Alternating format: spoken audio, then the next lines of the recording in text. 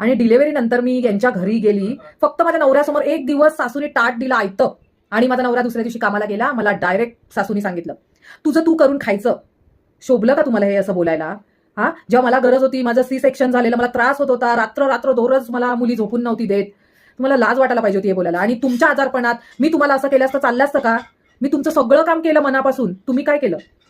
चिंदी चोर सासूबाई, तुमच्या मुलीला असं बोलले असते का तुम्ही? तुमच्या मुलीची डिलिव्हरी झालेली तेव्हा तू तुझं करून खा, नाही ना, दुसऱ्यांच्या मुलीला असं बोलायचं, हेच तुमचे संस्कार. आणि जेव्हा तुम्ही आजारी पडलेले, मी प्रेग्नेंट होती, तरी पण मी तुमचं सगळं केलं.